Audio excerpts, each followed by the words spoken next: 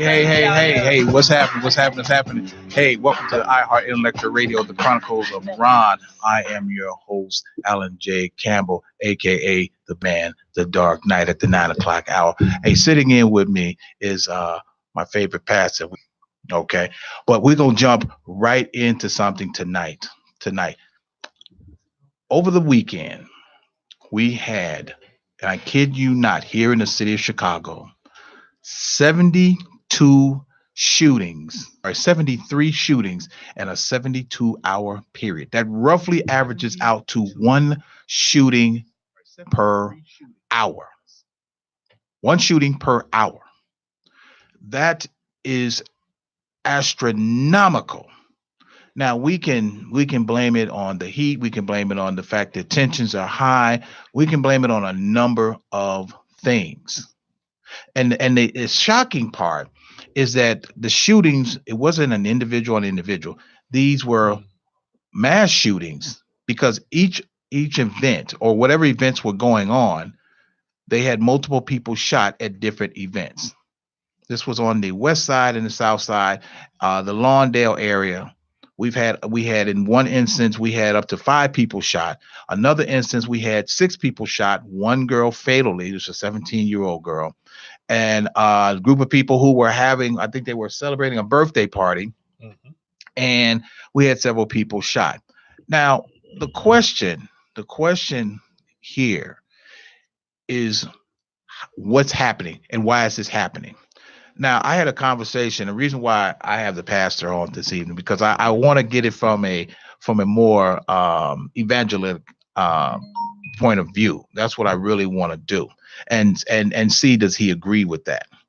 I had a pastor say to me today as we were discussing the shootings, and his response was, "Well, this is because there's a lot of sin in the world, and this is just sin at its best." And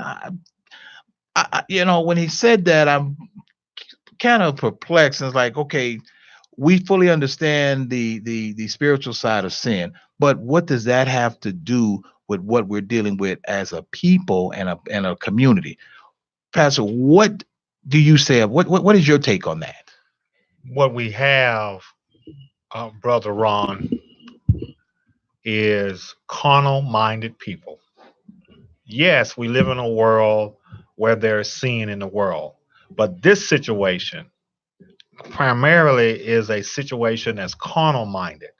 This is flesh and blood that's going after each other. So we need to look at solutions, not only spiritual, but we need to look at some flesh and blood or carnal situations where we can try to figure out where the problems lie. That's what I'm thinking about. So what you're saying is that we need to look at a more reality type solution. Practical reality and practical. We Yes. need to look at that. Now, we can't say that this is an economical thing. We can't say that it's a police thing or a mayor thing or a city thing. It's a community thing because see, now and this is only my opinion. See, one of the problems that we continue to do as parents now, as parents of our generation, we continue to condone a lot of things that our children do. We don't intervene. Now, we will agree that a lot of us know where the guns are and who has the guns. Where they're getting them from is not important. But if you know the little nappy head Bobo down the street has guns, what's the where does the accountability come in to say turn them in or turn them in or turn the guns in? And or you have a parent, and we've also seen this, that your son or daughter, we're not going to leave the women out of this too, because some of y'all is ratchet too, are gangbangers out here shooting up these neighborhoods. Now, the incident, it reached such a fever pitch Sunday. They had, wait, I kid you not, 66 people shot between 10 a.m. Saturday, 10 a.m. Sunday. Mhm. That's a 24-hour period. Right. And they actually had to lock down Stroger Hospital. Stroger wasn't on bypass. Now, for those who are not familiar with hospital terminology, when a hospital goes on bypass, that means they've reached capacity for service. Right. Okay, for the slow people in the room. That's what it means. But it was on lockdown because what they did is that they limited the number of people who they restricted the people who could come. Immediate family. That didn't mean somebody who's a play cousin that y'all have known since you were 3. That didn't mean that. But from the church side, from the ministry side, I saw a pastor, and I was really, I wasn't so much surprised, but from your side of the room, when you hear a pastor say that we need to create a level of civil disobedience and unrest, do you agree with that? Not necessarily. I don't agree with that wholeheartedly. There are times that we need to do some kind of civil disobedient activities, and there are times when we don't. In this case, we need to look at a whole gamut of things. And one of them has to deal with the fact, where are these guns coming from? Who is committing these problems? Doing some civil disobedience. They had a march at Wrigley just a few days ago. Yeah. They had a march about 3 or 4 weeks When they ago shut at the down the dam, expressway. right? What did that accomplish? That's civil disobedience. Right now, say that, Pastor. Say that again. What did he Yeah, say it again? what did that accomplish? Okay, there is no plan. When we had marches, or they had marches back in the 50s and 60s, they had plans. Okay, somewhat plans. If you want to be radical and say, well, they too didn't do, but they did a lot of better succession planning than they are doing today. Right, and to pull one out of the plan, to pull one out of the annals of history, the Birmingham bus boycott. See, that was a plan. The idea was that since we can't sit where we want on the bus, tell you what we're going to do. We're going to boycott the bus company. We're not going to take the bus. Now, here's the thing that Birmingham did not realize is that 67% of their clientele of people who rode the bus were black. So you figure, do the math. If you have 60% of the 67 not riding, that is a huge hit, because white people weren't, because what white people had what? Cars. Yeah. It wasn't catching a bus. Rosa Parks got on the bus. She just got tired. She said, I'm gonna sit my behind down right here because I'm too tired to walk to the back of the bus. These crackers decide, well, no, you ain't supposed to be here. She told him, look here, cracker, I'm tired. Move me. That's right. And that's exactly what she said. Hey, before we get too far, the lines are open here at the show. We are talking about this violence and how we can develop a better plan on protesting. Give us a call here at the show, Chronicles of Rohn, at 708-223-8953. That's 708-223-8953 if you want to join in this topic. But I'm glad you mentioned that, the idea of a protest. See, in order to have a protest, you got to have a plan, people. And unfortunately, we spend too much time chasing the wrong dog and not addressing it. What really bothers me, Pastor, is that when I see members of the clergy and they get out there in front of the television, or they do a press conference and they talk about what they're going to do, but they sound like and forgive me, and I say, you've seen my show and I'm about as raw as it comes, I like that. Yeah. And I keep it real. This is why I love this show, why I do this show. Okay. It's why it's called Intellectual Radio, for a reason. Feed your brain. When they get out here and they don't have a plan, okay, like you said, y'all shut down the Dan Ryan. Y'all only walked, you marched 2 miles. You marched from 79th Street to 67th Street. Exactly. To help me understand what was the point. Okay, like you said, that's a form of civil disobedience. Right. But they gave you that.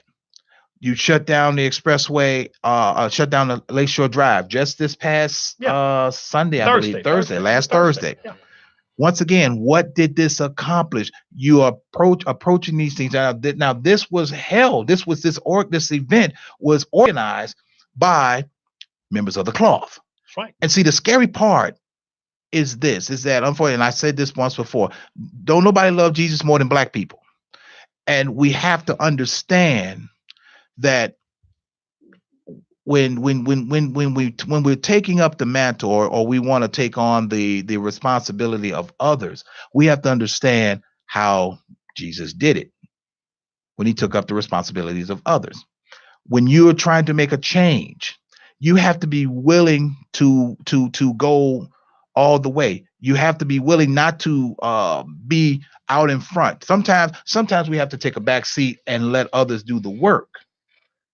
And what I see with a lot of these pastors, they get out here and they want to be, when it's something that they think they can benefit from. Take for example, the young boy, Maurice Granton, the man that was shot and killed by police. Now, I talked about that some time ago, but here's the thing about that. First, we want to say it's police violence and police executed him. Here's the thing: you in order to not get executed by police, stop what you're doing. And then you have ministers that come out and they say, well, the police could have done something differently. Well, if we've been taught, and this is kind of bridging us to now, from slavery to now, to where we've been taught that the church is the save all, is the save all, fix all. And for people who don't fully understand, that becomes their crutch. Now, when if this is you, and I'm just saying, okay, you decide, how would you, if you wanted to organize a march to ask for change, for accountability, and here's the thing that kills me. We had a pastor says, well, we want the mayor of Chicago and the superintendent to resign because stop the violence.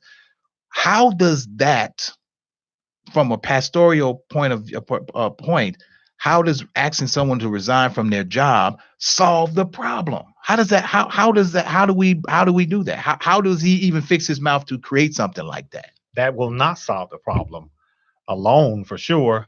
Having the mayor to resign and the superintendent of the police to resign, that's not where the problem is. The problem doesn't necessarily, he might be, or they might be part of the problem, perhaps, because if you're not part of the solution, then you're obviously a part of the problem. So we need to look at some other areas where the problem lies in the community.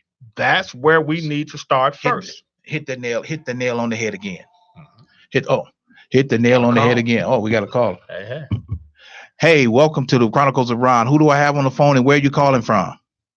This is Jay from Georgia. Oh my! Hey, we got Georgia in the house.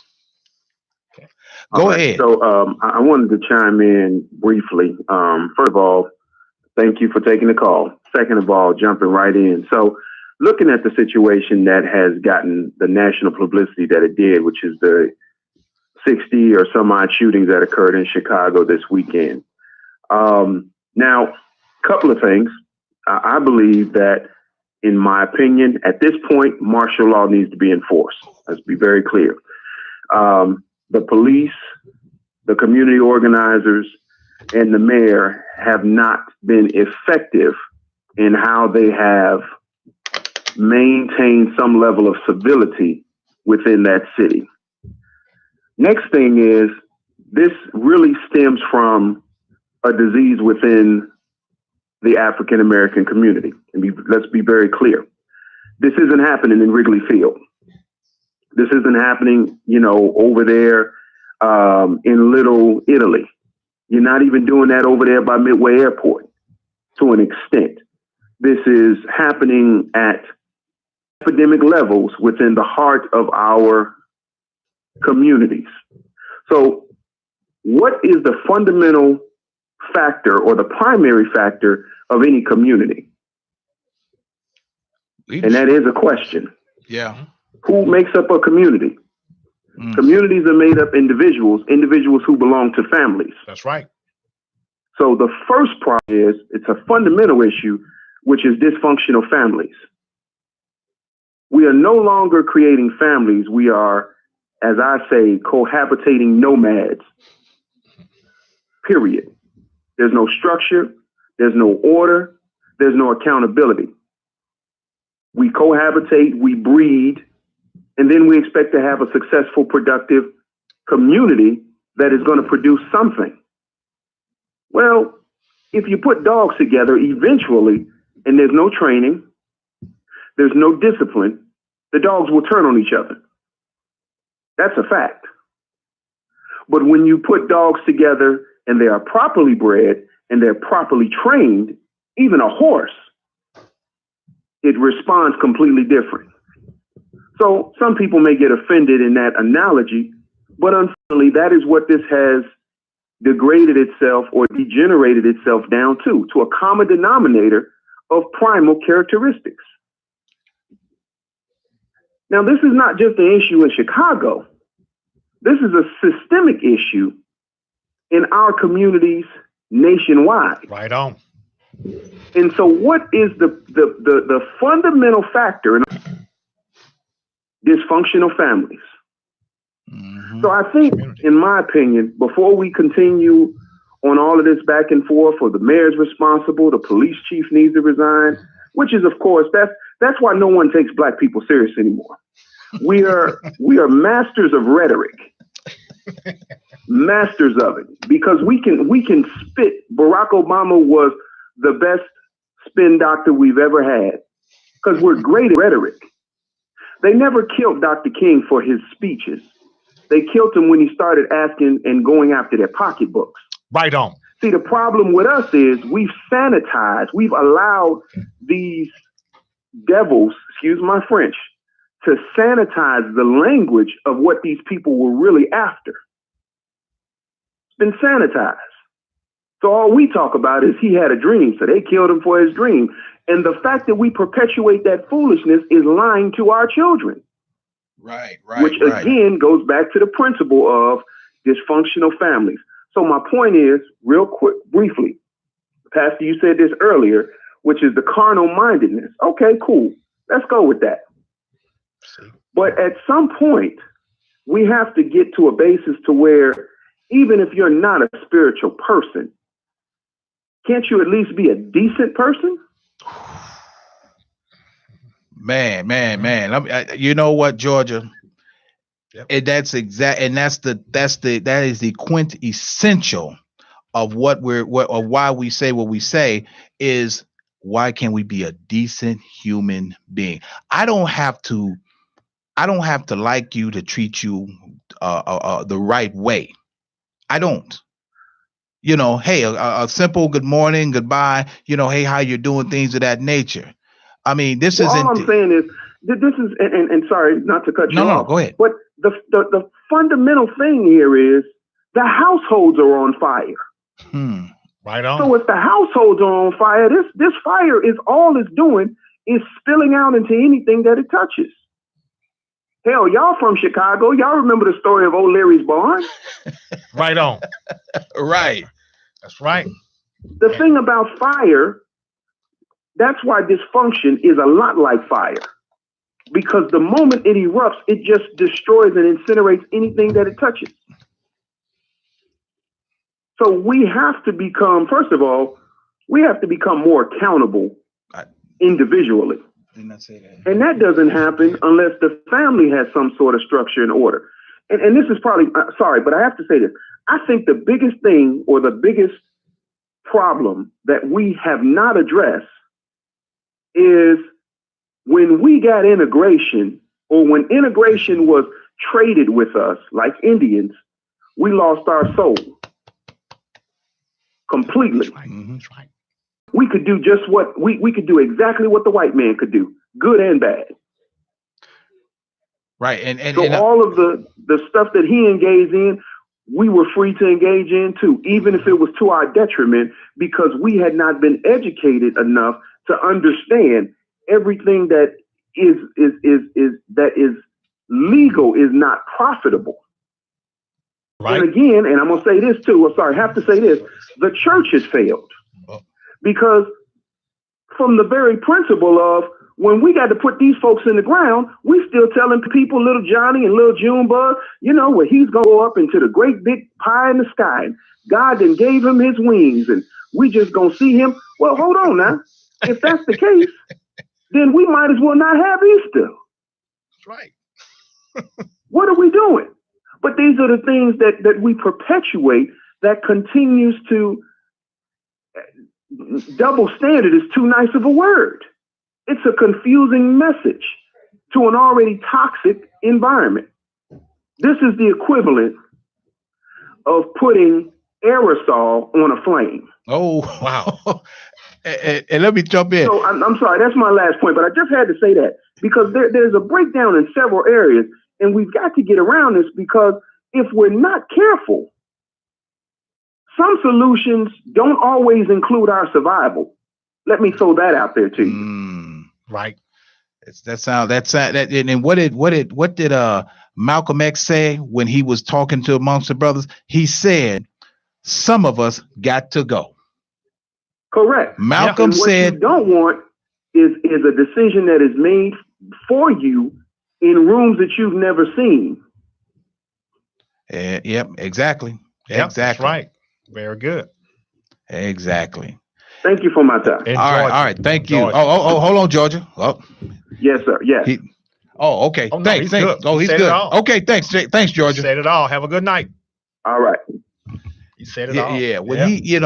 When he comes on and he called, one of my loyal supporters, it's a lot of stuff that he talks about and he gets into. And this is one of the things that we just got through talking about and saying a level of accountability. And we as Black people, the biggest problem, and Malcolm said this too, and unfortunately, this was something that Martin Luther King kind of ushered in the level of integration. We need to do this. Mm-hmm. This is what he said. And then once he realized that the white man crawfished the deal, it was too late. It was too late. And it's just so that we're not getting too far off topic, people.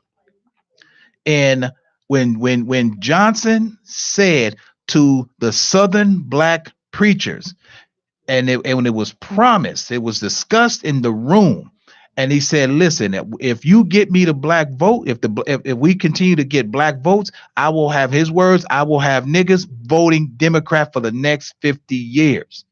This was said in the room, and you would think that these Black ministers would have been appalled. But the idea is that, once again, putting themselves out front. If you're supposed to be, and going back to the violence, if you are supposed to be the indicative, the emulation of the Good Shepherd, what does a Good Shepherd not allow in his what's the word I'm looking for? What sheep in his flock? In his flock. Thank you. Flock. What does the Good Shepherd not allow in his flock? That's right. You don't want wolves. You do not allow wolves in your sheepfold.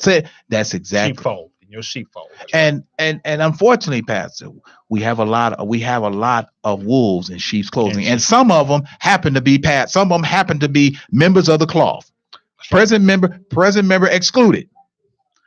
And when he said this about you've seen pastors get up on the pulpit and talk about little Junebug and little Carrie Ann, and they go into the sweet by and by, and the Lord has rewarded them with their wings, their golden crown, and all this kind of cattle. But and use my language, Pastor, but when little Susie was at the hotel with her legs in the air with 10 toes of Jesus getting it in, and she got caught up in some mess, how is that even appropriate to say?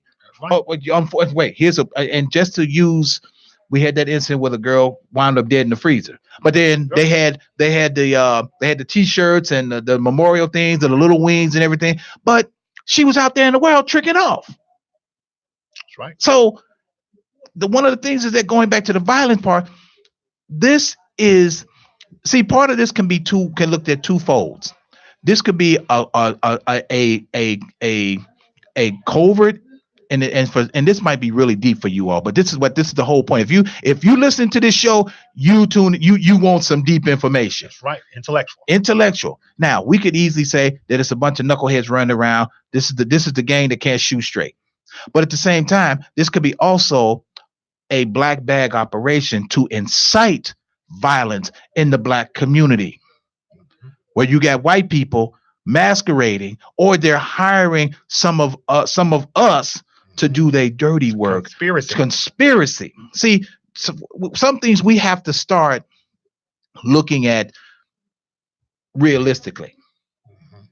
And we have to, and our pastors, our leaders, I should say, if you're gonna be a pastor, if you're gonna be a leader of the flock, you have to set by example. You can't be. I don't agree with a guy with being out in front, but you don't want to say we need to take accountability for things. When Maurice Granton ran from police, he had and he's allegedly had a gun. He dropped the gun and he was shot and killed. Every pastor comes out and said this was wrong, but when you pull this young man's jacket and you see that he has upwards to 10 arrests for drug convictions, how as a pastor can you justify saying this shouldn't have happened? The streets, the thing is that, what does they say? You live by the sword, you die by the sword. If you're out there doing what you're doing, what can you expect? Yeah, you're gonna reap what you sow, man. Right. And like he said, is that one of the breakdowns is the dysfunctional. Is that we have a lot of dysfunctional black families, and it's like it's continuously spreading like wildfire. When you have children that tell their parents what they're not going to do, or be at a level of disrespect. Well, how does that child get to that point is because you have not instilled that in them, or you have allowed so much to happen or go on. Now, right now, you have you got a lot of parents trying to make up for lost time and trying to win the Parent of the Year award. That ship has long sailed. That's right. That has long sailed. And when little Johnny gets caught up, the first thing they want to do is, when you go to the joint, is they want to hand you a towel, a bunk, a bar of soap, and a Bible. Well, at that particular point, right, where anybody go to jail gonna find Jesus. That's right. Because it ain't nothing else there that you ain't got to do. Yeah. Nothing else. It just happens. It just a lot of things are not by happenstance. But I want to jump back to this other part before we go to break. Mm-hmm. What would your plan? You decided you want to organize a march. Right. What would your plan be from a pastoral aspect? Got another caller.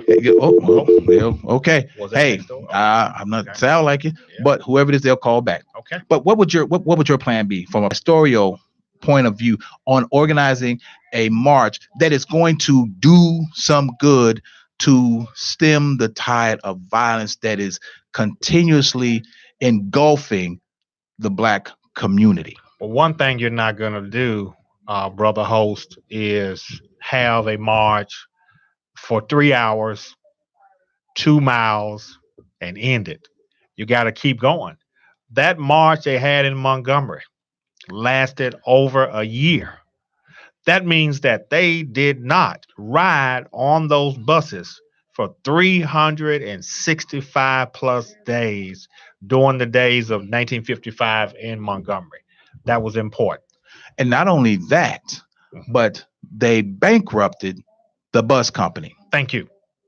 See, and I'm glad you mentioned that. That's the difference between a productive march and a showpiece. That's what it was. That was showing out. And the pastor who was out there, and I wish I could remember his name, and that was a showpiece. Yep. That was a showpiece. Hey, welcome to the show, Chronicles of Rohn. Who do I have on the phone, and where are you calling from? This is Jay from Georgia again. Sorry, I had to call back. You guys were just talking about the marches and some sort of strategy, so I'm gonna try to jump in here real quick. So, with that being said, I was having a conversation with a friend of mine, and this was kind of sidebar to the conversation of President Trump meeting with the host of pastors last week about prison reform and a list of other topics that we don't know. But nevertheless, there was a discussion that was had. And then after the meeting, everyone crawfished and felt some kind of way when they didn't get the attention that they thought that they were going to get, or the publicity that they thought they were going to get. So here's what my point. My point is, why are we not? And this is even going from the clerical standpoint. Since we want to march, the reason why they allow us to march is because it is our First Amendment right, but it's also to pacify us. Let y'all get your steam out. You'll be back at work tomorrow, and we'll keep this moving. They know us. Because they know that our goals are short-sighted. Mm-hmm. They're short-sighted. So the question is, why, and that does not necessarily limit the clergy, why is there not some level of coalition that we can form that says, you know what, since this isn't going to change from a reformative standpoint, not even with our own president in the White House, because bear in mind, the problems that we are having stemmed from the weak policies of a lamed up president whose attorney general would not even establish a protocol or an investigation that had some leverage to say there is rights and there are standards that have to be applied and enforceable when it comes to citizens and law enforcement. When that was not kept, or when that was violated, that took us back over 100 years in legislation. So why have we not, and I'm speaking in this part to the clergy who take in hundreds of millions of dollars annually every year in non-taxable charitable contributions. Why have they not, in the interest of their parishioners who they got to throw some water over and some dirt over, had the presence of mind, because they follow Jesus, which is another lie that they tell us, because technically, if you want to go through seminary, his name was not Jesus, it was Yeshua. Yes. There was no U in the alphabet of Judaic law, but we'll come back to that. Regardless of the fact, right. Why are they not taking at least a tenth of what they take in as a coalition to put a legal defense together to take it to the White House? I'm saying that because immigration is the hot topic. Yeah. But what we're not paying attention to is that coalitions of other types of people have established legal defense funds across several state lines to help in the defense and in the legal funding for those who are having financial hardship and difficulty clearing the standard of proof for their legal defense in immigration. And they're not even citizens. And here you are, a natural born citizen, or an asset, if you really want to be clear about it. Wow.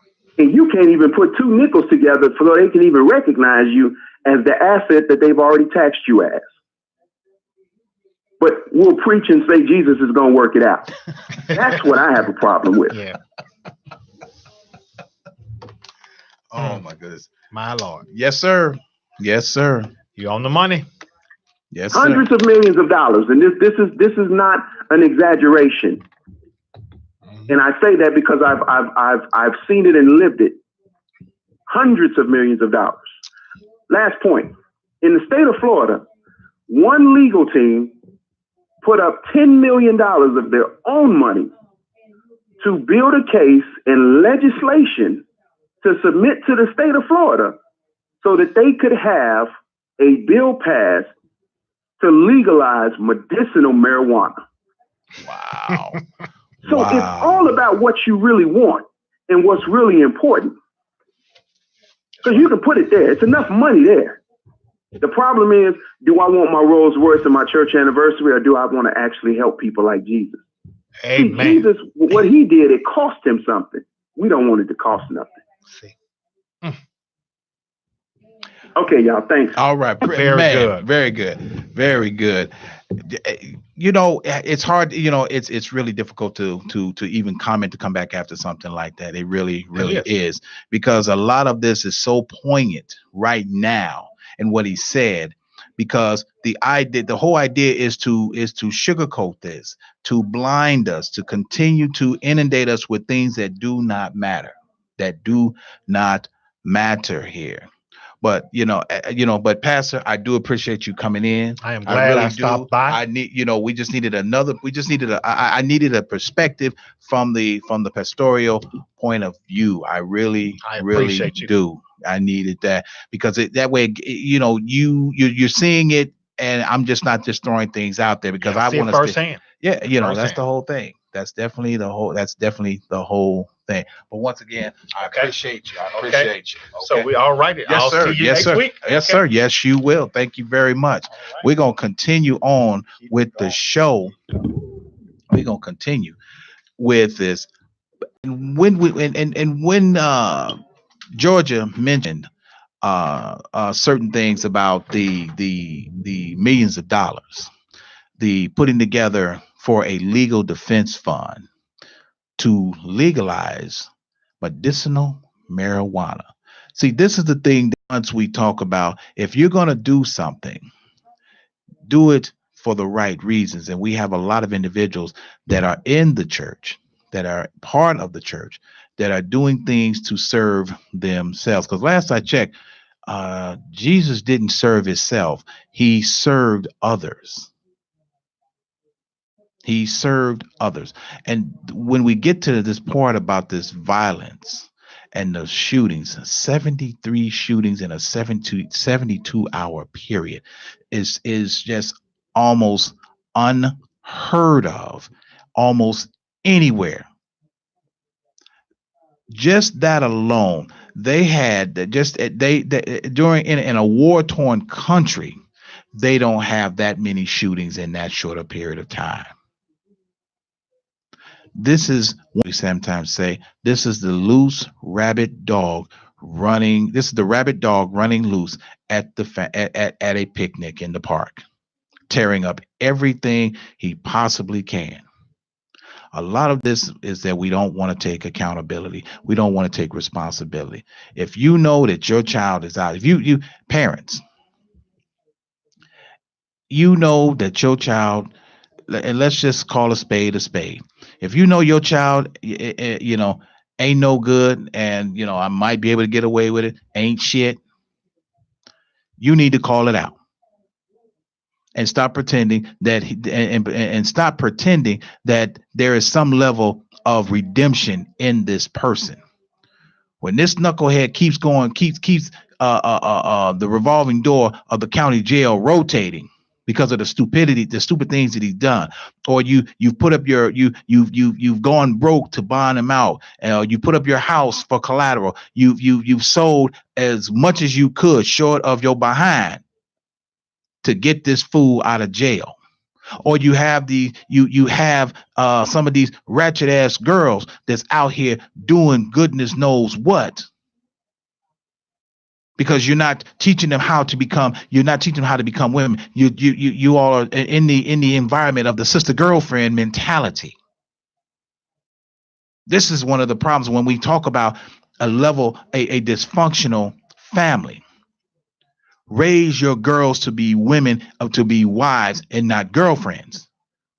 Men, once again, we know that there's a difficult. We know our road is even more difficult because we're black and we are males. It's very difficult. But one of the things that some of us do when we're black and we're males is that we spend a lot of time having effing pity parties for ourselves. Oh, I can't find a job because they don't want to hire me because I'm black. No, stop getting high so you can focus on what you need to be doing. That's how we do that. Stop putting yourself in positions to where they look at you a certain way. I'm not saying that you got to have the Brooks Brothers suit on and the briefcase and the Stacey Adams shoes, but it might help. We're not talking about some knucklehead sitting around eating a bowl of cereal at 10 o'clock in the morning with his pajamas on playing video games. And I can't begin to, and that's indicative. The dysfunctional part of the family is when you all are sitting there, you're playing house, and neither one of you got a job, a pot to piss out, a pot to piss in, a window to throw it out of, and four raggedy teeth to chew it up with. But y'all got money to get weed. You got money to drink though. So this is a left. So now what happens is this dysfunctional breeds a fire of havoc. You look at some of these knuckleheads, and this was mentioned to me during my research. Two things, and they were talking about police, and they were talking about the person of interest who they may have in custody. What they should do, and this is across the board for both men and women, you committing a crime. You should be just before you once you're charged, you should be loaded up and taken to the ME's office, wherever that may be. Taken to the ME's office and look and you view. You have to. This is part of the rehabilitation. You are to view an actual autopsy, meaning that someone who's been shot up 16 times. A woman that has been a woman that is a victim of domestic abuse, that's been beaten to death with a hammer, a shovel, and a screwdriver. There's some things that we have to insert as a form of a reality check on. This is what it looks like, because make no mistake, when little Johnny got half his head blown off, and when they picked him up, and then they got to scoop what's left of him into a bag. But then when you get to the funeral, little Johnny they got the t-shirts with the fake angel wings, but his head is back together. Well, how do you think they do that? Violence is not pretty. The rawest of violence is not pretty. It isn't. When you see someone laying there on the ground and they're bleeding to death and there's not a thing you can do, and in their last moments, I guarantee you, they're trying to figure. They know that when they know they're going to die, and they're trying to figure out, what do I do next? It's not a damn thing you can do. Absolutely nothing. Violence is one, and the other thing about violence is what this country was built on from day one. Do your history. A lot of people see, these are things that they don't tell you, or that they won't show you. But the first Thanksgiving, when the Pilgrims and Indians, when the Pilgrims invited the Indians to their little shindig, after dinner, the Pilgrims massacred the Indians, men, women, and children. They killed their guests. But remember now, these are the same people who taught these vagabond white people on how to manage the land, how to grow food, how to survive the winter. Because the first winter, half of them that came there died because they didn't know how to make fire. They didn't know how to skin a bear to create clothing. White America is violent by its own accord. He is a violent individual by nature. Look at all the Anglo-Saxons or whites throughout history. Look at them throughout history. Yeah, the guy who invented TNT actually won a Nobel Peace Prize. The guy who invented TNT / dynamite won a Nobel Peace Prize. Now, the key word in there, Peace Prize. But during World War I, they were using TNT to blow up other human beings. Don't you think that's relatively contradictory? It really is. So what has happened is that we have taken on another persona of a violent creature, not a human being, but as a violent creature. That's why they look at us the way that we do, because, and that's why they look at us as animals, because we continue to act like this and incite the violence amongst upon our own people. You didn't see none of these Negroes going to Wrigleyville, going out to Lincoln Park. You didn't see them going to Lake in the Hills, Naperville, Aurora. You didn't see them going to Highland Park. You didn't see them going to none of these lily white communities and acting a damn fool. You know why? Because they know them hunkies will kill them deader than they got to die. This is why. See, this is the reprobate mind of some of us. This is the disease mind of some of us. The disease mind. This is where we're at, and how we continue to act. And then you ask yourself, because this situation with the violence, you could have had a police officer on every corner for every shooting. You're not going to stop it. The city of Chicago, check that. Excuse me, scratch that. Um, Chicago police confiscated as of uh, August 6th of 2018. They have confiscated over 5,700 guns. Here's the problem: you've confiscated 5,700 guns, but yet and still we still have uptick in violence because one, a lot of people know where the guns are, and they know who have the guns. We're still operating in an environment of no snitching, or as they say, snitches get stitches. Well, I don't subscribe to that. I don't believe in it. I don't. That just only makes you a bigger punk than you already are. That's all it means to me. You look at it and say, okay, you would tell. I sure what I would tell her if I knew my brother had a gun and he out there shooting people. I would tell on my brother. I'd tell on my mama.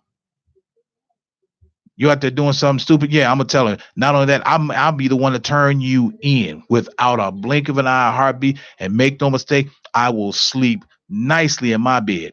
You won't, but I will sleep comfortably. I will turn a mofo in a minute because you have a moral you have a moral obligation. Just because you get your black ass up and go to church every Sunday, that doesn't make you moral. That doesn't do that. That just makes you a person who gets up and goes to church. The morality is what you do outside of that. That's the part. The people who are out here doing these shootings, they got mamas, they got sisters, they have people, and these people know who's doing this. You walk into your son's room and you clean it up and you find a pistol and you just say, "What's this doing here?" You don't confiscate it. You don't even turn them in. But what you do is say, "Get that gun out of my house." Where's the accountability? You don't know if that gun got bodies on it. You have no clue. What you going you but you're going to continue to invite. This is what makes it so difficult. This is one of the things what the pastor said is that we continue to uh, uh, uh, jump in things head first without a formidable plan. And we do this so well till we become predictable. This is us. But you know what? We could go on and on and on and on and on. I need to give a shout out to my sponsors, though. Let me do that. But that's my time here on iHeart Intellectual Radio, the Chronicles of Rohn. Let me give a shout out to my sponsors relatively quick. Don't think I forgot about you, but we had to really go hard on this topic tonight. We really did. Hey, to my guys over there, Captain Hooks on 85th and Cottage Grove. Captain Hooks, if you really want some delicious chicken, fish, shrimp, Check them out. 85th and Cottage Grove in Chicago, 103rd and King Drive in Chicago, and 159th in Kedzie. That's the exact address for Martin. That's in Markham. That's 15922 South Kedzie in Markham. Nubian Beauty of Hair. Check out their fabulous products at luxuryhairdirect.com/buy/Nubian4. And remember to put the dot on the end of that 4. And in closing, not my monkey, not my circus. See y'all next week. Atomic batteries to power. Turbines to speed. Roger. Ready to move out.